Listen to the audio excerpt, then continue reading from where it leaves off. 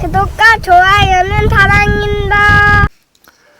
여러분 반갑습니다. 서목사의 말씀 창고의 서목사입니다. 오늘도 시청해 주셔서 감사합니다. 오늘은 고린도전서 14장 13절에서 25절 말씀입니다. 오늘 말씀도 바울은 방언과 예언에 대한 이야기를 하고 있습니다. 바울은 방언을 하는 사람은 통역할 수 있기를 기도하라고 이야기하고 있습니다. 알아들을 수 없는 말로 여러 가지를 이야기하는 것보다 알아들을 수 있는 말로 몇 마디 하는 것이 훨씬 더 교회에 유익이 있다고 이야기하고 있습니다. 방언은 어떠한 사람들을 위한 것인가? 믿는 사람들을 위한 것이라고 이야기하고 있고, 예언은 믿지 않는 사람들을 위해서도 유익이 있는 것이라고 말하고 있습니다. 오늘 이 말씀을 통하여서 우리에게 주시는 하나님의 마음을 함께 묵상해 보기를 원합니다. 13절, 14절 말씀입니다. 그러므로 방언을 하는 사람은 통역할 수 있기를 기도하십시오.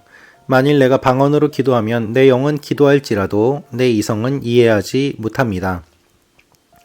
여러분, 방언으로 기도할 때는 어떤 일이 일어날까요?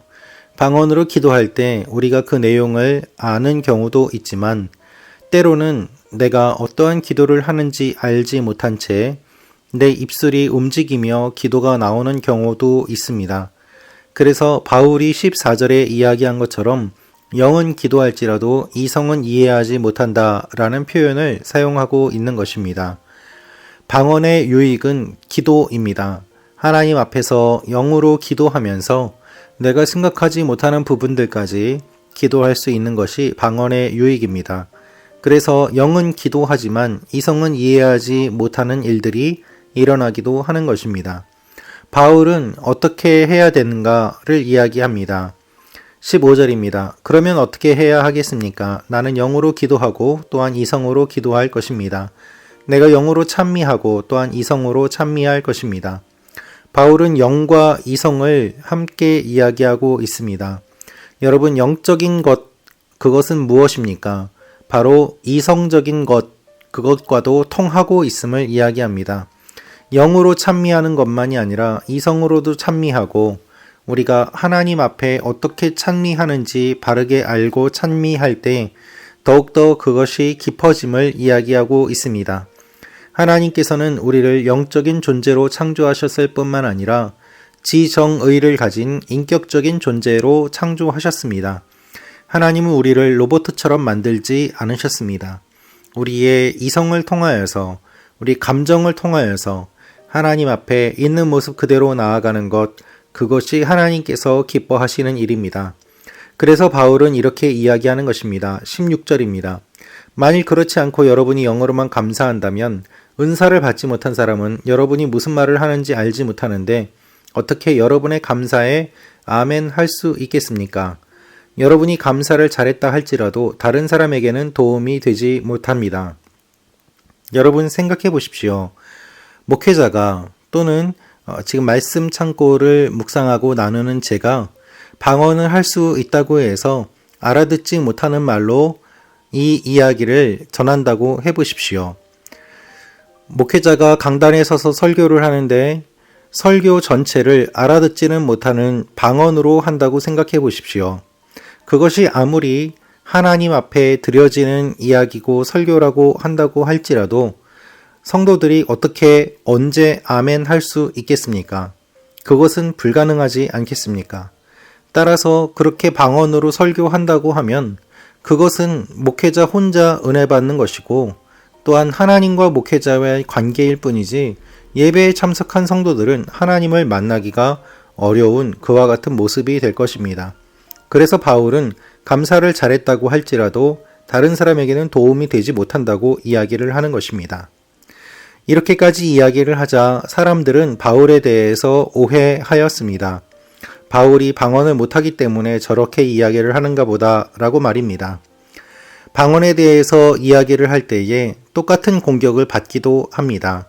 목사님은 방언을 못하기 때문에 영적이지 않아. 방언만이 절대적인 은사인 양, 그렇게 생각하면서 사람을 판단하는 잣대로 사용하는 경우들이 있습니다. 바울은 이렇게 이야기합니다. 18절부터 말씀입니다. 내가 여러분 모두보다 방언을 더 많이 함으로 하나님께 감사를 드립니다. 그러나 나는 교회에서 사람들을 가르치기 위해 방언으로 1만 마디 하는 것보다 깨달은 이성으로 5마디 말하기를 원합니다. 그렇습니다. 바울이야말로 다른 사람들보다 방언을 더 많이 하였다고 이야기를 합니다. 직접 하나님을 만난 사람입니다. 그가 환상 가운데 주님을 만나고 삶이 변화되었습니다. 그러한 경험을 하였기 때문에 바울은 영적인 은사에 대해서 깊이 이야기를 할 수 있었던 것입니다. 그래서 바울은 이렇게 권면하고 있습니다. 어린아이가 되지 말라는 것이죠. 20절부터 말씀입니다. 형제들이여 생각하는 데는 어린아이가 되지 마십시오. 악한 일에는 어린아이가 되고 생각하는 데는 어른이 되십시오. 율법에 기록되기를 내가 방언을 말하는 사람들의 혀와 외국 사람의 입술을 통해 이 백성에게 말할지라도 그들은 내 말을 듣지 않을 것이다 라고 했습니다. 그러므로 방언은 믿는 사람들을 위한 것이 아니라 오직 믿지 않는 사람들을 위한 표적이며 예언은 믿지 않는 사람들을 위한 것이 아니라 믿는 사람들을 위한 것입니다. 여러분, 바울은 이렇게 이야기하고 있습니다. 악한 일에는 어린아이가 되고 생각하는 데는 어른이 되십시오. 로마서 16장에서 이야기를 한 것처럼 선한 데는 지혜롭고 악한 데는 미련하라는 말과 같이 바울은 생각하는 데는 어린아이가 되지 말고 악한 일에 어린아이가 되고 생각하는 데는 어른이 되라고 이야기하고 있습니다. 여러분, 우리는 생각하는 데 어른이 되어야만 합니다. 신앙생활을 하는 데 있어서 깊은 생각과 묵상이 반드시 필요합니다. 그것이 없이는 성장하지 못합니다. 그저 단순히 앉아서 누군가가 전해주는 이야기만 듣고 그것으로 신앙생활의 전부라고 생각한다면 우리는 새로운 가르침이나 헛된 가르침, 그것들에 미혹되어서 우리들의 영혼을 이단이나 우리를 사랑하지 않는 이상한 사람들에게 영혼을 맡기게 되는 일들이 일어나게 됩니다. 우리의 믿음은 깊은 뿌리를 내려야만 합니다. 그렇지 않는다면 바람에 흔들리는 갈대처럼 이리저리 흔들리며 결국은 하나님 앞에서 알곡과 가라지로 우리가 남겨질 때에 알곡이 아니라 가라지로 뽑혀질 가능성도 생길 수 있습니다. 최선을 다해서 열매를 맺으려고 노력하지 않는다면 어떻게 우리가 많은 열매를 맺을 수 있겠습니까? 바울은 여러 가지 은사들이 있지만 이 은사는 모두 다 열매 맺기 위한 것이고 그 열매는 교회를 위한 것이고 하나님의 영광을 위한 것이라고 이야기하고 있습니다. 그래서 온 교회가 모두 다 방언으로 말한다면 어떤 일이 일어나는가 바울은 이렇게 이야기하고 있습니다. 23절부터 말씀입니다.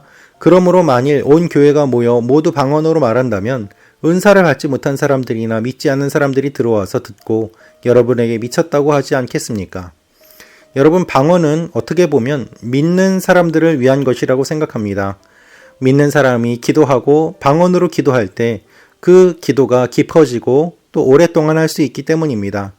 그런데 바울이 방언이 믿는 사람을 위한 것이 아니라고 이야기하는 이유는 무엇인가 하면 모두 다 방언으로 이야기할 때 은사를 받지 않은 사람이나 믿지 않는 사람들은 그것을 이상하게 쳐다볼 것이 아닌가라는 것이죠. 그렇지 않겠습니까?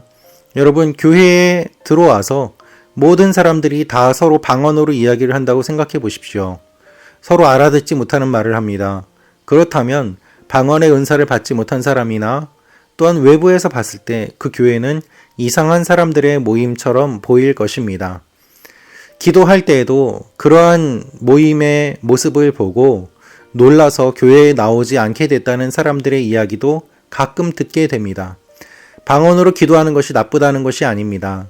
방언으로 기도하는 것은 필요한 것입니다. 그러나 믿지 않는 사람들이 봤을 때는 이상하게 보일 수 있다면 그들의 믿음을 위해서 방언을 절제하고 오히려 교회의 덕이 되는 깨달은 말을 몇 마디 하는 것이 훨씬 더 유익하다고 바울은 이야기하고 있습니다. 그래서 바울은 우리가 받은 여러 가지 은사들이 하나님의 영광을 나타내고 믿지 않는 사람들이 하나님을 만날 수 있도록 하기 위해서 사용되어야 함을 이야기하고 있습니다. 사랑하는 말씀창고 가족 여러분, 많은 은사와 또한 능력을 경험하시고 사모하시기를 기도합니다. 그것을 통하여서 영적인 신비와 깊이를 많이 맛보아 누리시기를 원합니다. 우리의 믿음은 이성으로만은 설명되지 않는 영적인 깊이가 필요합니다. 그러나 내가 영적인 깊이를 경험하였다고 하여서 그것만을 이야기하고 그것만을 주장하면서 오히려 사람들의 믿음을 가리막는다면 그 가로막는 그것을 통하여서 하나님은 슬퍼하실 것입니다. 우리의 믿음과 은사는 하나님의 영광을 위한 것이어야만 합니다. 말씀 찾고 가정 여러분 모두 다 이 영적인 원리와 비밀과 신비를 알고 영적인 일에는 정말로 지혜롭고 또한 악한 일에는 미련하며 하나님의 일들을 감당해 나아가는 귀한 일들이 일어나시기를 기도합니다. 기도하겠습니다. 아버지 하나님, 우리가 성장하게 하시고 성숙하게 하시고 균형 있는 믿음을 갖게 하여 주옵소서. 주님께서 우리에게 원하시는 것이 무엇인지 분별하며 주님 안에서 성장해 나아가는 하나님의 사람들 되게 하여 주옵소서. 예수님의 이름으로 기도합니다. 아멘.